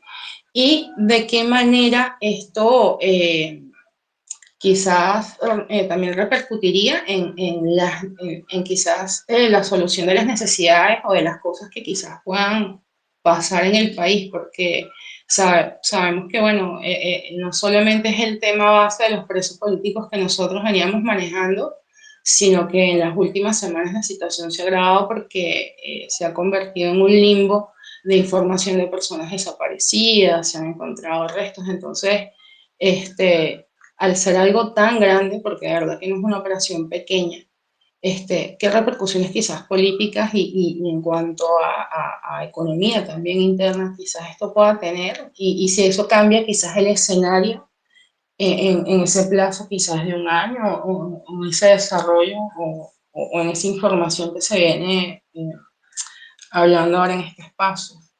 Y esa era la pregunta, disculpen, no sé si se entiende, gracias. Sí, gracias. A ver, yo creo que, bueno, tienen como varios, o sea, como varios elementos, ¿no? Una, en efecto, vi la noticia incluso que estarían buscando varios países, creo que en el caso de Chile también por lo de Ronald Ojeda y en varios países y en Argentina por lo de Nahuel Gallo y el caso que le abrieron en Argentina a Maduro, que tiene que ver con el tema justicia transnacional. Eh, eh, o sea, yo creo que hay, digamos, evidentemente con Maduro detenido y preso, yo creo que se abren esas opciones judiciales. Evidentemente, el punto es que estando, digamos, en Estados Unidos, el caso es muy claro. Si uno lee la acusación en indictment, de momento no incluye eso. Yo no descarto, digamos, que determinadas organizaciones o, o víctimas incluso puedan a lo mejor incluso buscar judicializar también a Maduro, incluso los Estados Unidos, por temas, digamos, ya que tienen que ver con más con violación de derechos humanos, ¿no? Ahora, yo creo que hay dos cosas que son importantes. Una es que, y por eso yo advertí antes, un poco desde mi lectura que hago de lo peligroso que es que entremos en este status quo de esta extraña normalización donde, bueno, parece que ya todo está solucionado sencillamente porque Maduro no está y, bueno, y hay una ley de amnistía que se está aplicando como se está aplicando, pero yo no, o sea, yo creo que aquí, digamos, lo que no se puede olvidar es el asunto de, primero, las víctimas, no solo que sus historias se conozcan, sus casos se conozcan, se puedan denunciar incluso ahora que eventualmente más gente quiera a lo mejor ofrecer testimonio, porque yo soy de los que piensa que así como la corrupción, eh, todavía no hemos visto toda la película, porque al final no tenemos nunca toda la información, o sea, como periodista podemos acceder hasta ciertas cosas, pero uno nunca tiene el 100% de la información. Yo creo que en tema de violación de derechos humanos, eh, y atropellos, digamos, del Estado de todo tipo sobre víctimas venezolanas, yo creo que tampoco, digamos, yo creo que todavía falta mucho por contar y falta mucho por documentar. Entonces yo creo que una es importante esa tarea, digamos, bueno, al periodismo nos corresponde descubrir estas historias, publicarlas y como digo, que se sepan públicas, pero bueno, hay muchas ONGs dedicadas a esto en Venezuela, abogados independientes también trabajando en esto, y yo creo que eso es importante. Porque lo que sí es cierto es que también está abierto el asunto de la Corte Penal Internacional. Lo que pasa es que, bueno, estos son procesos que tienen que lidiar con todo, digamos, la burocracia que tienen esos organismos multilaterales y transnacionales como ese tipo de, como la Corte Penal Internacional, pero digamos, no tanto por información que sea o que tenga yo, porque yo lo haya investigado, porque no, pero digamos, por lo que es información pública, se sabe que eso está avanzando eh, y que hay, digamos, un expediente, digamos, diríamos bien sustanciado por violación de derechos humanos que involucra por un lado a Nicolás Maduro, pero no sería solo él, ¿no? Porque cuando se llega a la CPI empezarán, digamos, a, a buscarse entonces las responsabilidades bueno, de quiénes cometieron las violaciones de derechos humanos y quiénes dieron las órdenes y cómo fue la cadena de mando no sé, en los cuerpos de la represión, ¿no? Y yo creo que esa es una tarea que tiene que continuar. Evidentemente, desde el régimen se está vendiendo casi que como que el borrón y cuenta nueva, ¿no? Como que el 3 de enero todo el mundo reflexionó, ay, qué mal lo estábamos haciendo y ahora qué buenos somos, ¿no? Y yo creo que la tarea bueno, del periodismo con su responsabilidad, pero también, como digo, de abogados, ONG activistas, es seguir, digamos, empujando eso por un asunto de justicia, pero como digo, por un asunto hasta de respeto, digamos, a las cientos o miles de víctimas eh, que han sido, digamos, atropelladas de cualquier forma por el Estado venezolano, ¿no? Eh, y yo creo que seguramente si uno tuviera resultados en algunos de esos procesos o de esos casos, evidentemente eso puede tener una repercusión política. Lo que pasa es que, como digo, yo creo que estos son casos que todavía, por lo menos el de la Corte Penal Internacional, es, digamos, es un proceso que es lento. Esta semana, por cierto, creo que es el día 12, me parece, de marzo, se va a publicar el informe, la misión de determinación de hechos de la ONU, independiente de la ONU, va a publicar un nuevo informe. Saben que esta misión ha venido publicando varios informes que han sido, la verdad que muy, digamos, terribles, pero al mismo tiempo importantes porque han documentado estas violaciones sistemáticas de derechos humanos en cuerpos como el SEBIN, DGCIN, Guardia Nacional, etcétera, y esta semana está por publicarse otro, me parece que es el día 12 de marzo que se va a publicar otro. Entonces, yo creo que, digamos, eso tiene que seguir empujándose y seguro avanzando, pero como digo, eh, yo creo que eso tiene sus propios ritmos y sus propios tiempos. Gracias. Bueno, y la última pregunta, Cheito, que te caíste varias veces. Adelante. Buenas noches, señora Débora, Elisa y la desobediente. Señor Roberto, en los últimos 8 meses, SAC se fue moviendo hacia los lados de la frontera, atornillándose con la gente del carbón de Colombia y abriendo una mina de carbón en Venezuela, donde después en Colombia llegaron a detectar en ese carbón cocaína. ¿Ustedes han investigado los vínculos que ha tenido él con la FARC y con el ELN? Gracias. Bueno, además, gracias por la pregunta. Después, si tiene, si tiene más datos de lo que estaba diciendo, me interesan. A ver, digamos, en todas las investigaciones nuestras y que hemos publicado, digamos, ese vínculo no ha aparecido, digamos, abiertamente, ¿no? Pero yo sí sé, y es una sospecha que tienen las autoridades colombianas desde hace mucho tiempo, y la inteligencia colombiana desde hace mucho tiempo, pero tampoco, al menos hasta ahora, han hecho pública evidencia sobre eso, de la posible conexión de Saab con la FARC en el asunto de operaciones de lavado de dinero. Como digo, eso es una sospecha que han, digamos que uno, que a uno que a la prensa le han transmitido, que han en algunos momentos expresado también con muy poca información porque no han, digamos, mostrado, digamos, todas las conexiones. Eso por un lado. Por otro lado, hay que recordar que Alex Zapa ha estado manejando también minas de oro y mucho del contrabando de oro, y eso toca a FARC y toca al ELN, porque bueno, muchos de estos grupos están en el sur de Venezuela operando en las minas.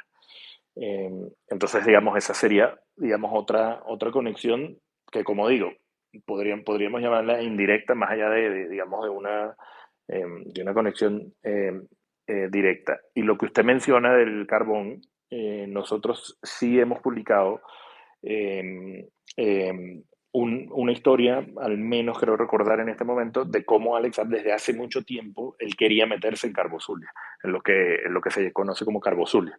Eh, y esa información que usted dice de que recientemente estaba otra vez ligado al asunto del carbón, también la teníamos, no hemos publicado porque no la hemos podido documentar del todo, y por eso le digo que si tiene más, más datos podríamos hablar después o en otro momento. Eh, pero bueno, lo resumiría ahí. Es decir, hay una sospecha de las autoridades colombianas desde hace mucho de la posible conexión de Saab como lavador de plata, lavador de dinero de la FARC. Eso, como digo, no es del todo público porque no se le ha judicializado por eso. Eh, pero sí ha habido intercambio de información de Colombia, de las autoridades colombianas con Estados Unidos. Yo creo que hay una conexión que podríamos decir más reciente, indirecta, de toda esa trama y esa red que creó Saab en Venezuela para manejar el tema del oro, por la evidente conexión que hay en el sur en las minas con el ELN y la FARC. De hecho, antes de la detención de Saab, que ocurre el 4 de febrero, yo supe por fuentes que unas 24 horas, 48 horas antes, primero una actuación del SEBIN en las minas que operaba la gente de Saab en el sur de Venezuela, y claro, y se podrán imaginar, eso generó todo un tema bueno, de los grupos armados, digamos, también viendo qué estaba pasando, qué era lo que había, no se sabía si era contra los grupos armados, contra quién era, ¿no? Eh, lo otro, lo del carbón, como digo, publicamos una historia en determinado momento, porque además esa fue otra de las cosas que hizo Maduro con Saab. O sea, prácticamente, si uno piensa en todos los commodities que tiene Venezuela, petróleo, madera del Orinoco, Maduro se la entregó a Alex Saab, y Saab llegó a exportar madera, de madera del Orinoco. El carbón se lo dio también. De hecho, el carbón habían creado toda una estructura para comercializarlo y que no pareciera que era que salía de Venezuela, también con unos operadores en México. Eh, Así que bueno, no me extraña, y porque además también me lo habían comentado, eso que usted mencionó recientemente de la mina de carbón. Wow, wow, wow. Bueno, ahí Cheo, tiene. Cheo creo que tiene la manito. Cheo. Le voy a hacer otra pregunta. Así como lo de Maderas Orinoco, nosotros tenemos información donde esta empresa subcontrataba a esos famosos cargueros fantasma que se dedicaban a traficar el oro, el coltán y el diamante. Creo que, y me imagino que, señor Roberto, que ustedes también ya han tocado que Venezuela es una de las partes fundamentales de unos de hermosos diamantes que tiene Venezuela y que están más cerrados que nunca, y eso parece una zona 58. Sí, y de los cargueros fantasmas que usted llama, no sé si estamos hablando lo mismo, pero sí, tengo información que, como digo, no puedo decir mucho porque, digamos, todavía o sea, no la hemos publicado porque, digamos, no tenemos todas, digamos, las evidencias, pero de unos cargamentos fantasmas, que se decía que iba una mercancía y lo que era oro venezolano a Turquía. No sé si se refiere a esos, pero sí tengo bastante, digamos, avanzado o sea, la información y varios de los indicios para contar eso. Bueno, Cheo, no sé si tienes algo más que agregar o podemos ir despidiendo. De Bueno, todas maneras, es sí, importante que te señor pongas en Roberto, contacto con Roberto tú directamente, ¿no? Sí, por eso, después sí señor nos hacen el Roberto, puente. ponga, cuando usted quiera, nos podemos poner lista de empresas nacionales e internacionales que están involucradas en todo esto. Perfecto. No, perfecto, sería Una muy base útil. de datos muy, muy extensa, y de verdad que he estado buscando a quién entregarle todo esto, y ya que se abrió la ventana, se lo voy a entregar a usted. Bueno, Excelente. le agradezco mucho, sería de utilidad porque nada, nos permitiría seguir como avanzando y seguro que lo investigaríamos. Gracias, Cheito. Gracias, Roberto. Bueno, vamos a llegar, ya llegamos al final. Fíjate, Roberto, así como somos nosotros, bueno, con este tema de la corrupción de verdad, y quiero cerrar con esto, ¿no? Esto es una de las enfermedades más devastadoras de nuestros tiempos y el chavismo, definitivamente, y esta gente con su conocido talento para arruinarlo todo, oye, lo ha llevado a los más altos niveles de sofisticación, o sea, a la verdadera obscenidad. Es una cosa impresionante. Pero Robert, quería, bueno, así como nosotros cuando comenzamos de lo más organizadita, una a una se va despidiendo, lo vamos a hacer de la misma forma. Yo voy a darte las gracias, luego viene Carlotica y después viene Débora para que, bueno, tú digas unas palabras finales, pero cortito. Gracias de verdad, Roberto, por venir a esta casa, por todo lo que has hecho desde el periodismo por nuestro país. Gracias por tu valentía, por tu seriedad y por seguir honrando un oficio que Venezuela necesita más que nunca. Gracias mil. Adelante, Carlotita. Bueno, yo no tengo más que agradecerte también, agradecerte por los sacrificios y por hacerlo en nombre de la transparencia y el apoyo a el rescate del país, que se sepa las cosas como ocurren en realidad, porque de lo contrario no sabemos dónde meter el ojo, dónde meter la energía.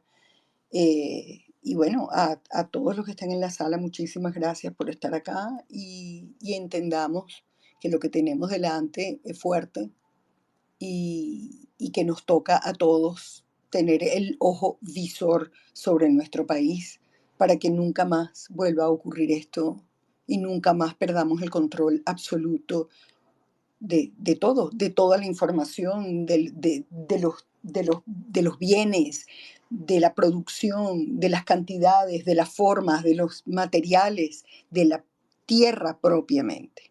Ese es nuestro país y nos toca que sea nuestro. Les doy las buenas noches y de nuevo muchas gracias, Roberto, por estar con nosotros. Gracias, Roberto, por estar aquí, por haber respondido a todas las preguntas de nuestros amigos. De verdad que es un privilegio haberte tenido y siempre le pregunto a nuestros invitados. Nosotros somos una familia, una comunidad que está totalmente conectada en X 24/7 con diferentes espacios, con diferentes programas y siempre remando hacia la libertad de Venezuela, la libertad plena de Venezuela. ¿Qué tenemos que hacer? ¿Qué tenemos que seguir haciendo? ¿Qué responsabilidades debemos tomar como una misión en este momento para Venezuela? Bueno, gracias a ustedes por la invitación, un gusto y nada, estoy a la orden. Espero que haya sido de utilidad. Quedo pendiente con lo que les dije, lo voy a pasar a Elizabeth, lo de la organización que tiene el conteo este de los fondos de venezolanos que están congelados en el exterior. Y yo lo que diría es que, a ver, yo creo que hay que bueno, cada quien desde su espacio tiene que insistir y tiene que persistir también en lo que sabe hacer, pero digamos, en el caso de nosotros como periodistas, bueno, la tarea es esta, es seguir con nuestra responsabilidad porque, bueno, yo creo que eso, mientras esto mientras se siga mostrando, yo creo es verdad que los poderosos, uno a veces cree, bueno, no le importa nada de esto, no le paran, no tiene ninguna repercusión, pero yo creo que al final no les gusta que se sepa. Entonces yo creo que, digamos, esa es la tarea que hay que hacer y cada uno desde su espacio, digamos, sumar esfuerzos en aras de, yo creo que Venezuela necesita esto, ¿no? Una comunidad alrededor del tema transparencia, alrededor del tema, eso que en Estados Unidos dicen la accountability, la rendición de cuentas. eh, y yo creo que, bueno, el periodismo cumple un rol, pero la sociedad civil cumple otro rol, abogados, ONG, eh, porque muchas de las cosas que, digamos, que se han distorsionado, trastocado y perdido con lo que ha ocurrido en Venezuela, yo creo que tienen que ver con eso, ¿no? Con el asunto de lo público, de entender, no es que sencillamente quien gana unas elecciones tiene derecho a hacer de lo público su hacienda personal, ¿no? Entonces, bueno, creo que hacer una comunidad alrededor de estos conceptos me parece que es un ejercicio muy, muy importante y muy valioso. Gracias, amigo. Gracias por haber estado aquí esta noche.